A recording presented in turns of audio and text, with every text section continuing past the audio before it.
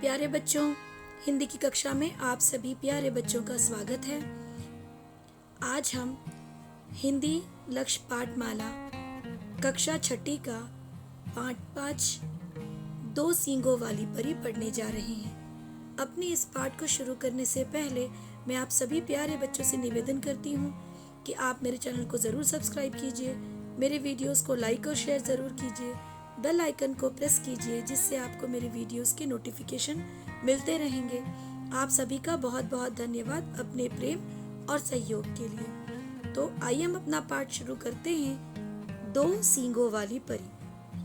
प्यारे बच्चों, किसी प्रिय जानवर का पालन पोषण कर फिर उसे खुद से अलग करना एक हृदय स्पर्शी टीस उत्पन्न करता है। ठीक यही स्थिति इस कहानी के लेखक की भी रही है। लेखक दो सींगों वाली बकरी को पालता है, उसकी देखभाल करता है और फिर उसके चले जाने पर वह कैसा अनुभव करता है, इसका हृदय विदारक चित्रण इस पाठ में किया गया है। आइए इस पाठ को पढ़ना शुरू करते हैं। दादाजी की कृपा से घर में पालतू पशु पक्षियों की कभी कमी नहीं रही, परंतु इन सब में मेरी सबसे प्रिय एक छोटी सी काली बकरी थी जो नदी पार सरसों के खेतों से मेरे पीछे पीछे हमारे घर चली आई थी। वर्षा से पहले देहरादून की यह सोंग नदी एक धारा मात्र ही रहती है। मुझे उसमें घुसकर पानी की धारा के साथ खेतों और चाय के बगीचों में आवारागर्दी करते रहना बड़ा अच्छा लगता था। रास्ते में लाल साड़ियाँ पहने महिलाओं को चाय की पत्तियां तोड़ते देखता दूर दूर तक फैले सरसों के महकते खेतों में लोगों को आते जाते निहारता रहता। प्यारे बच्चों, ये इस कहानी के लेखक है रस्किन बॉन्ड।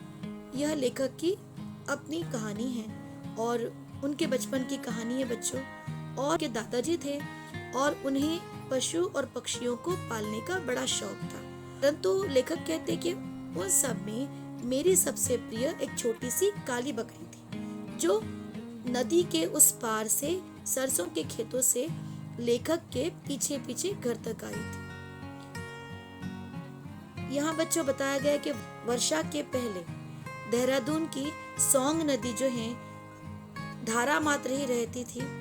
धारा का अर्थ होता है बच्चों लगातार बहने वाली धार, और उस धारा में खेलना लेखक को बहुत अच्छा लगता था। और खेतों और चाय के बगीचों में आवारागर्दी करना बच्चों यहाँ वहाँ बिना किसी काम के घूमते फिरते रहना। लेखक को लाल साड़ियाँ पहने महिलाएं में दिखती थी जो चाय की पत्तियों को तोड़ा करती थी, और दूर दूर तक सरसों के महकते खेत देखना, उन्हें निहारना यानी देखना उन्हें लेखक को अच्छा लगता था। तो आइए हम आगे पढ़ते हैं। एक दिन मैं यूं ही बैठा हुआ दो चमाचम सफेद बगुलों को देख रहा था। वे धारा के किनारे पर खड़े अपनी चोंच से छोटी छोटी मछलियों का शिकार कर रहे थे। इतने में किसी ने मेरी बाह को हिला दिया। घूम कर देखा तो पास ही मखमल सी मुलायम काली छोटी सी बकरी खड़ी थी। उसकी सुंदर नन्ही नन्ही आंखों ने मुझे पहली दृष्टि में ही मोह लिया। उसकी माँ अथवा कोई मालिक उसके आसपास कहीं नहीं था।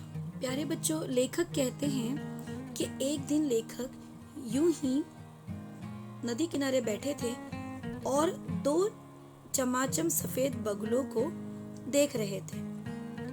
वे धारा के किनारे पर खड़े अपनी चोंच से छोटी छोटी मछलियों को पकड़ रहे थे, उनका शिकार कर रहे थे। और उसी समय इस चित्र में भी देख सकते हैं कि उसी समय लेखक कहते हैं कि किसी ने मेरी बाह को हिला दिया।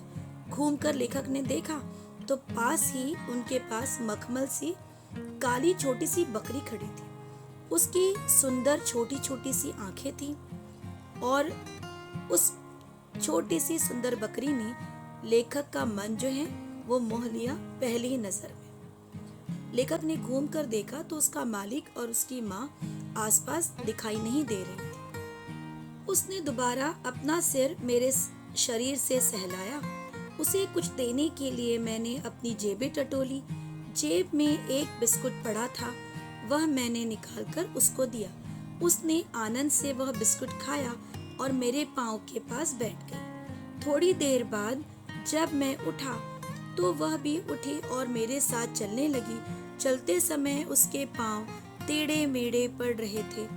अपने घर जाओ, मैंने उससे कहा, परंतु वह मेरे चारों ओर ही नाचती रही। मैंने सोचा कि उसका घर भी उस पार ही होगा, सो उसे अपने साथ साथ आने दिया। नहर के पास पहुंचकर मैंने महसूस किया कि धारा की तेजी में उसकी टांगें बहक जाएंगी, सो उसे अपनी बाहों में उठा लिया।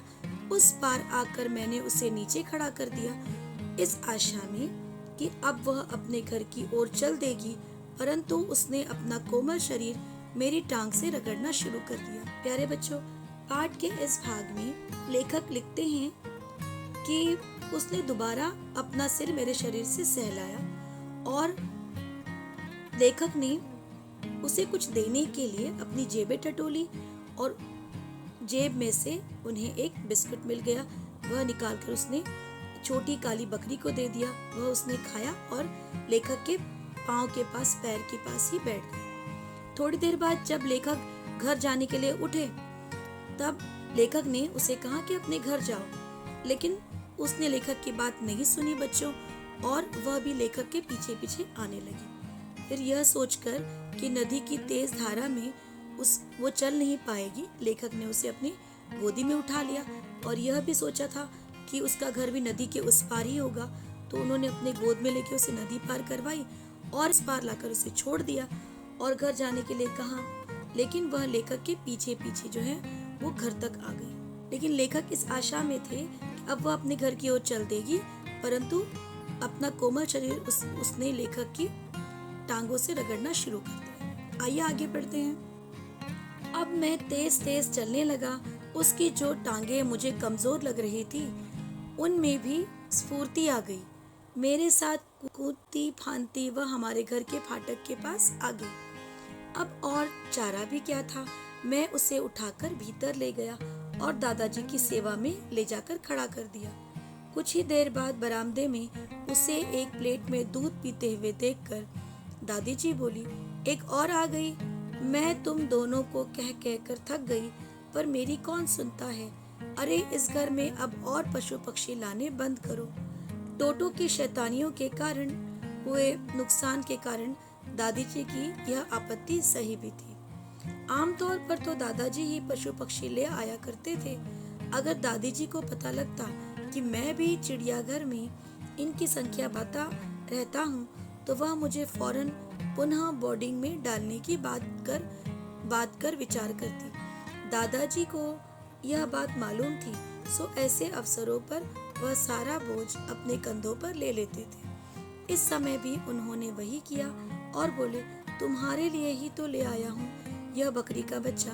बकरी का दूध वात के दर्द के लिए लाभदायक रहता है। अब दादी जी क्या कहती, उन्हें पता था कि अभी इस बच्ची को दूध देने योग्य होने में समय लगेगा, परंतु यह भी जानती थी कि दादाजी ने उन सब प्रश्नों के उत्तर पहले से ही सोच रखे होंगे। प्यारे बच्चों, कहानी के इस भाग में लेखक उस बकरी के बच्चे को इस पार लाकर छोड़ देते हैं और उन्हें ऐसा लगता है कि उसकी टांगे कमजोर है, चल नहीं पाएंगी, लेकिन अब उन्हें टांगों में स्फूर्ति आ गई थी, ताकत आ गई थी और वह कूदती फांदती जो है वो लेखक के साथ फाटक तक आ गई और अब अंदर लेने के सिवा कोई और दूसरा चारा भी नहीं था। लेखक अंदर ले आए और दादाजी की सेवा में उसे खड़ा कर दिए, दादाजी को लाकर थमा दिया। कुछ ही देर बाद बरामदे में उसे एक प्लेट में दूध पीते देख दादी जी गुस्से में आ गई और दादी जी ने कहा कि मैं तुम लोगों को पहले भी कई बार मना कर चुकी हूँ कि इस घर में और पशु पक्षी को मत लाइए, लेकिन तुम दोनों भी मेरी बात नहीं सुनते हो। तो लेखक लिखते हैं कि आमतौर पे तो दादाजी ही इस घर में पशु पक्षियों को लाते हैं। अगर मेरा पता चल जाए कि इस बकरी के बच्चे को मैंने लाया है तो दादी जी क्या कहेंगे, फौरन लेखक को बोर्डिंग स्कूल में डालने की बात कहेंगी और इसी वजह से दादाजी जो हैं हर बार लेखक की गलती जो है वो अपने सर ले लेते थे ताकि वो इस धमकी से बचा रहे। दादाजी ने बात संभालते हुए कहा कि यह जो है तुम बात के दर्द के लिए लेकर आए हो, उस पे बहुत लाभदायक है। और दादी जी जानती थी कि इसे दूध देने में अभी काफ़ी समय है, लेकिन उन्हें यह भी पता था कि जो भी कहेंगी उसका जवाब दादाजी के पास पहले से ही मौजूद होगा। आइए आगे की कहानी पढ़ते हैं। हाल ही में मैंने परियों की एक कहानी पढ़ी थी, सो उसी के आधार पर मैंने इसका नाम नीलम परी रख दिया। नीलम बिल्कुल परियों की भांति ही बिना स्वर किए इधर उधर फुदकती थी, मानो हवा में तैर रही हो। मैंने उसके गले में एक छोटी सी घंटी बांध दी, जिससे मुझे हर समय यह पता रहे कि वह कहाँ है। लेखक ने कुछ ही दिनों पहले एक परियों की कहानी पढ़ी थी और इसीलिए उन्होंने अपनी बकरी का नाम नीलम परी रख दिया था, क्योंकि वह बिल्कुल परियों की तरह ही बिना स्वर किए यहाँ वहाँ फुदकती रहती थी, मानो हवा में तैर रही हो। और उसके गले में एक छोटी सी घंटी बांध दी लेखक ने, जिससे उन्हें पता चलता कि वह कहाँ है। रात को मेरी चारपाई के नीचे ही वह चुपचाप सो जाती, मेरे पांव चाट कर मुझे प्रातः उठाती। उसे सवेरे सवेरे खेतों में घूमना बेहद पसंद था और उसका साथ मुझे भी अच्छा लगता था।